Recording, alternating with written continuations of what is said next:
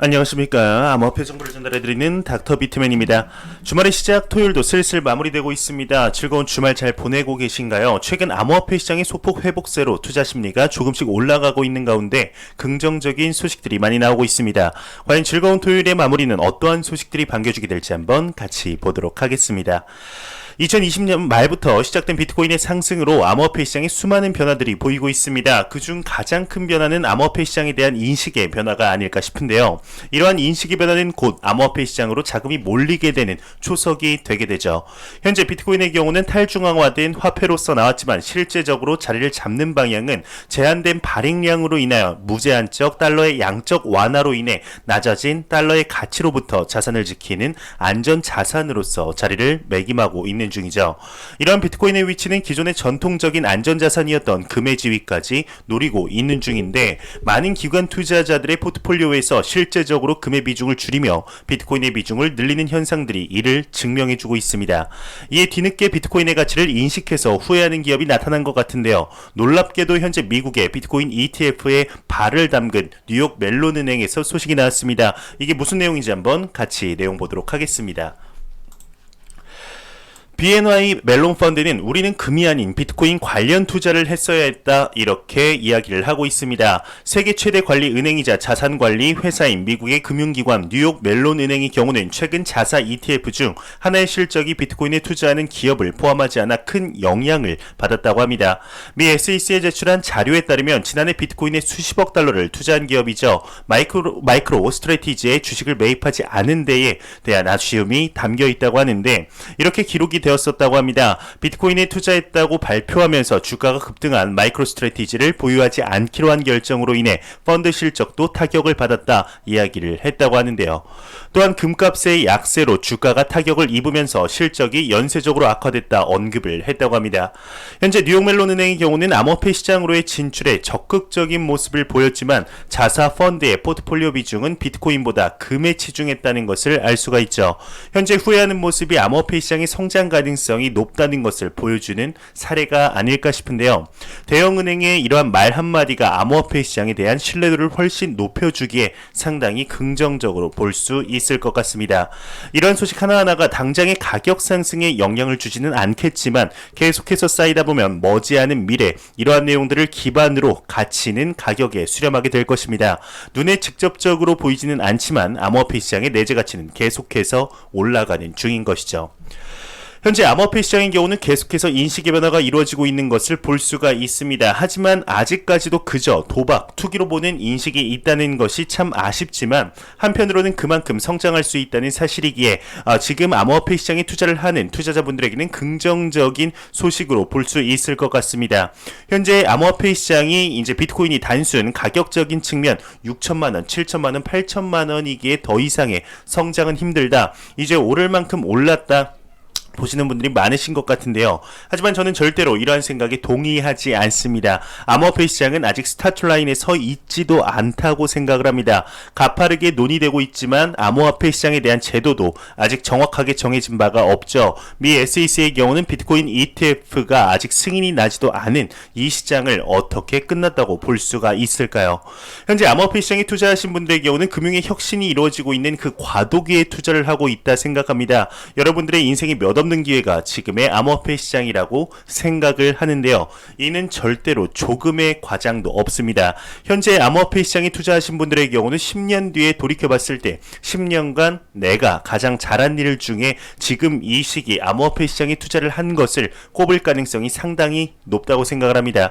새로운 자산의 탄생을 지켜본다는 것은 절대로 쉬운 일이 아니죠. 이러한 과도기적 시점 절대로 조급해하지 않으셨으면 좋겠습니다. 가격의 변동에 일희일비하지 마시고 남들과 비교하지 마시고 본인의 자산의 성장에 집중하셨으면 좋겠습니다. 절대로 대출받아 투자하지 마시고 여유자금으로 꾸준히 내가 투자한 코인 거시적인 상황과 방향성을 확인하시면서 본인의 투자의 확신을 가지고 투자하시다 보면 확장돼 있는 시장과 더불어 성장해 있는 본인의 자산을 확인할 수 있지 않을까 하는 생각이 드네요.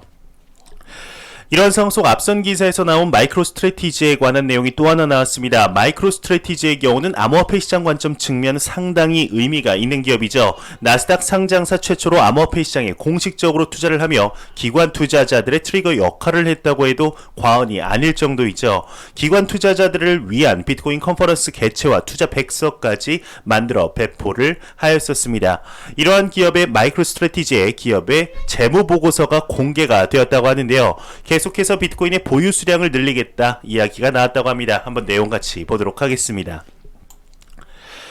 마이크로스트래티지의 재무보고서에서 총 91,579BTC를 보유하고 있다고 합니다. CEO의 경우는 계속해서 BTC 보유량을 늘릴 것이라고 이야기를 했다고 하는데요. 미국의 상장기업 마이크로스트래티지의 경우는 2021년 1분기 실적 발표에서 1분기 총 10억 8천만 달러 상당의 비트코인을 구입하였으며 평균 구매 가격은 약 5만 9천 달러대라고 합니다. 가격상으로 보자면 현재 마이크로스트래티지도 비트코인에 물렸다. 네, 이렇게 볼 수가 있겠죠. 이를 보면 기관 투자자들도 물리는구나, 후근의 후구, 이라고 하실 수도 있지만, 현재 이를 통해 알 수가 있는 것은 마이크로스트래티지의 경우는 지금 가격에 상관하지 않고 비트코인의 개수를 늘리는 것에 집중하고 있다는 것을 볼 수 있습니다. 이는 즉, 지금의 가격은 전혀 상관이 없다는 것이죠. 암호화폐 시장에 대해서 충분히 파악하고 계속해서 확인하며 지금의 암호화폐 시장보다 미래의 암호화폐 시장은 훨씬 더 커져 있을 것이라 100% 확신하기에 가격에 상관없이 계속해서 매입을 할 수가 있는 것이죠. 이런 것들을 볼 때 누군가는 비웃을 수도 있습니다. 하지만 과연 길게도 아닙니다. 3년 뒤 웃게 되는 사람은 누구일까요? 3년 뒤, 5년 뒤, 10년 뒤 비트코인의 가격, 암호화폐 시장이 지금과 같다고 생각이 드시나요? 지금과는 비교가 안 될 정도로 확장돼 있을 거라 저는 생각합니다. 불과 2년 전, 2년 전도 아닙니다. 1년 전과 비교해봐도 암호화폐 시장에 대한 인식부터 시작해서 사회적인 관심과 암호화폐 시장의 지위가 완전히 다르다는 것을 볼 수가 있습니다. 항상 말씀드리듯이 앞서 말씀드린 대로 한 코인에 몰빵 투자하지 마시고 분산 투자로 리스크 관리하시며 대출 받지 마시고 여유자금으로 투자를 하시고 단기적인 마인드보다는 장기적인 마인드로 투자를 하시는 걸 추천드리겠습니다. 현재 암호화폐 시장에 투자를 하시면 장기적으로 보시는 투자자들의 목표는 용돈 벌라고 집 살라고 차 살라고 투자를 하는 것이 아닙니다. 최종적인 목표는 경제적 자유입니다. 제 목표도 같습니다. 현존하는 어떤 자산 시장보다 빠르게 이룰 수 있다고 생각을 합니다. 절대로 나는 안 된다. 내가 무슨 경제적 자유냐 생각하지 않으셨으면 좋겠습니다. 네, 말하다 보니 좀 서론이 길어졌습니다. 네, 다시 본론으로 돌아가죠. 현재 암호화폐 시장이 인정받았다는 직접적인 증거인 비트코인 ETF가 미국에서는 아직 승인이 나지 않은 상황이죠. 참 안타까운 상황이지만 미국 외에 캐나다와 브라질에서는 계속해서 승인이 나며 ETF 신청이 이루어지고 있는 것 같습니다. 이런 국가들의 ETF 소식 또한 암호화폐 시장에 영향을 미치는 것은 부정할 수 없는 사실이죠. 캐나다의 한 자산 운용사에서 소식이 나왔는데요. 비트코인이 ETF에 최종 사업 설명서를 제출했다고 합니다. 내용 한번 같이 보도록 하겠습니다. 캐나다의 자산 운용사 나인포인트 파트너스는 비트코인 ETF 최종 사업 설명서를 제출했다고 합니다. 토론토에 본사를 둔 투자 매니저인 나인포인트 파트너스의 경우는 비트코인 ETF에 대한 최종 사업 설명서를 제출했다고 하는데요. 이 회사의 경우는 지난 3월 기존 BTC 신탁을 토론토 증권거래소에 비트코인 ETF로 전환할지에 대해서 이제 주주들이 투표할 수 있도록 하겠다 밝힌 바 있습니다. 승인을 받게 된다면 바로 다음 주부터 비트코인 신탁이 ETF로 전환하게 된다고 하는데 현재 캐나다의 암호화폐 규제에 관한 모습을 볼 때 무난히 승인이 나지 않을까 생각이 듭니다. 이런 ETF의 신청과 승인이 금융의 중심이라고 볼 수 있는 미국에서의 비트코인 ETF 승인에 긍정적인 영향으로 작용하지 않을까 생각이 드는데 현재 미국이니까 암호화폐 시장 규제 측면에서 진보된 것이 아닐까 생각하시는 분들이 있습니다. 하지만 미국도 절대적으로 늦고 있죠. 그러기에 미국에 있는 암호화폐 기업들이 다른 나라로 이전하겠다는 기업들도 참 나오는 것인데 미국도 늦지만 우리나라도 참 늦는 것 같습니다. 우리나라의 규제가 늦는다 해도 역시 삼성전자가 살리는 것일까요? 네, 최근 들어서 우리나라 기업들에서 암호화폐 시장에 관한 내용이나 발언들이 많이 나오고 있습니다. 어제는 현대카드의 부회장이 이야기를 했었는데 오늘은 우리나라의 1등 기업 삼성전자에서 소식이 나왔습니다. 암호화폐 및 NFT 스타트업에 추가적으로 투자를 했다고 하는데요. 암호화폐 시장에서 삼성전자 이름을 보는 것이 한 2년 전이었나요? 갤럭시 S10에 암호화폐 지갑을 넣는다고 해서 화제가 되었다가 한동안 잠잠했었죠. 내용 한번 같이 보도록 하겠습니다. 삼성전자 암호화폐 및 NFT 스타트업 두 곳에 추가 투자를 했다고 합니다. 삼성전자가 암호화폐 및 NFT 관련 스타트업 두 곳에 추가 투자를 했다고 하는데요. 30일 관련 업계에 따르면 삼성전자 투자 전문 회사인 삼성넥스트의 경우는 암호화폐 개발자 플랫폼인 알케미와 지갑 개발업체 젠고에 투자를 참여했다고 합니다. 이에 업계 관계자의 경우는 이번에 추가 투자는 삼성전자가 암호화폐 및 NFT 시장의 미래를 밝게 보고 있다는 것을 방증한다 이야기를 했다고 하는데요. 현재 대한민국의 기업에서도 암호화폐 시장에 대한 인식의 변화가 가파르게 이루어지고 있는 것 같습니다. 이러한 대기업들의 움직임은 그 산하 기업들에게 영향을 줄 수밖에 없을 텐데요. 이제 남은 건 우리나라의 암호화폐 시장에 대한 규제겠죠. 현재 너무 알아보지도 않고 그저 도박, 투기라는 시각보단 왜 이렇게 기업들이 사업을 확장시키고 글로벌 기관들이 왜 투자를 하고 있는지 충분히 알아보았으면 좋겠다는 생각이 드네요. 비단 이 생각은 저만의 생각은 아니겠죠. 매일같이 나오는 리플 XRP에 관한 소식이 오늘도 또한 나왔습니다. 현재 리플사의 경우는 미 SEC와의 소송건으로 인해 힘든 나날들을 보내고 있죠. 현재 이 소송이 장기화될 것으로 보고 있는데 이러한 상황 속 SEC에서 소식이 나왔습니다. 현재 리플사의 경우는 리플사와 XRP가 종속관계가 아니라고 이야기를 하고 있죠. 리플사가 없어진다 해도 XRP의 경우는 없어지지 않는다 말할 만큼 독립적인 존재로 이야기를 하고 있는데 이에 대해서 SEC에서 면밀한 조사에 들어갈 예정이라고 합니다. 정말 리플사의 활동이 XRP의 가격과 연계가 되는 것인지 아닌지 여부를 확인하며 XRP의 펌핑을 리플사가 일으킨 적은 없는지 조사에 들어간다고 합니다. 내용 한번 같이 보도록 하겠습니다. 미 SEC 리플의 XRP 펌핑 여부를 확인하기 위해 해외 규제기관과 접촉 중이라고 합니다. 미 SEC의 경우는 리플의 핵심 변호 내용 중 일부를 반박하기 위해서 해외 기업들로부터 정보를 찾고 있다 이야기를 하고 있다고 합니다.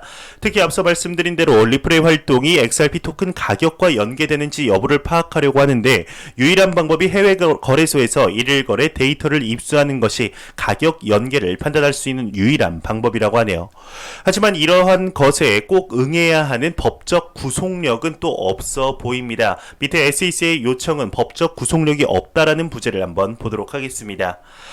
SEC의 경우는 20개의 해외 법인과 그 계열사로부터 정보를 얻으려고 한다고 하는데 이에 외국 기업들이 요청을 충분히 거절할 수 있다고 합니다. 리플사의 변호사는 자필 서한에서 SEC가 표적으로 삼은 20여 개의 기관이 현지 규제 당국이 XRP가 증권이 아니라고 판단한 국가인 영국, 싱가포르, 일본에 위치하고 있다 주장을 하고 있는데 오히려 이러한 SEC의 요청 자체가 리플사 입장 측면 기회로 만들 수 있다 생각을 하는 것 같습니다. 현재 리플사와 미 SEC의 소송이 이제 장기화되며 반박에 반박을 또 반박하는 대환장 파티가 열리고 있는 중이죠. 이런 상황 속 이제 다행히도 XRP의 가격은 만족할 만큼은 아니지만 XRP의 홀더들의 숨통을 틔워줄 만큼 상승하고 있지만 아직까지도 가격이 너무 눌려있죠. 과연 언제쯤 끝이 날지 그 누구도 알 수가 없습니다. 유튜버 개인의 뇌피셜을 한번 제가 돌려보자면 현재 암호화폐 시장은 너무나 누군가에 의해 짜여진 판처럼 딱딱 맞게 경제적인 상황이랑 맞물려 돌아가고 있습니다. 만약 이 소송이 현재 리플의 최초 유틸리티 포크 스파크 토큰의 이제 에어드랍 시기인 6월 말 그리고 미 SEC의 비트코인 ETF에 대한 최초 가능 불가능 여부가 6월 달에 있죠. 만약 이 시기에 리플사의 소송이 긍정적으로 끝이 나게 된다면 이건 짜여졌다고 판단할 수밖에 없는 근거가 되는데요. 그냥 제 개인적인 뇌피셜이니 한 귀로 듣고 그냥 흘려주셨으면 좋겠습니다. 리플사의 소송은 결국엔 리플사의 승리로 끝날 수밖에 없다고 생각을 합니다. 리플사의 소송이 긍정적으로 마무리된다면 XRP의 가격은 그동안 눌려왔던 가격 상승이 폭발하는 촉매제가 될 것이라 생각이 드는데요. 현재 XRP의 가격이 $10, $100에 도달한다 말씀드리면 말이 되냐, XRP는 200원이 어울린다, 이렇게 이야기하는 투자자분들이 많이 꽤 계십니다. 리또속 신나는 노래 너도 부르고 나도 부르고 한번 같이 불러보자 이렇게 하는데 XRP의 가격적인 측면 여태까지 보여준 모습을 보게 되면 왜 그런 말을 하는지는 이해가 됩니다. 비트코인이 올라도 떨어지고 내리면 더 떨어지고 이러니 그렇게 생각을 할 수밖에 없게 만들었죠. 하지만 XRP가 지닌 내재 가치 측면 10달러는 정말 단기적인 목표입니다. 개인적으로는 100달러까지도 충분히 상승할 가능성이 있다 말씀드릴 수 있는데요. 100달러에 도달한다면 비트코인의 가격 또한 1BTC당 지금의 가치보다 훨씬 높은 가격에 도달해 있겠죠. 과거를 보았을 때 비트코인 한 개당 100달러 했을 때 당시에도 이게 왜 100달러인지 뭐 의문과 이제 더불어 너무 비싸다 이러한 이야기들이 나왔습니다. 시간이 흘러 1BTC당 1000달러 할 때도 같은 상황이었죠. 시간이 떠오르고 1BTC당 1만 달러, 3만 달러, 5만 달러를 뛰어넘은 현재의 가격에도 똑같은 상황들이 나오고 있습니다. 이는 이러한 현상은 비트코인이 1억에 도달해도 3억에 도달해도 같은 이야기들이 계속해서 나올 것이라고 생각을 하는데요.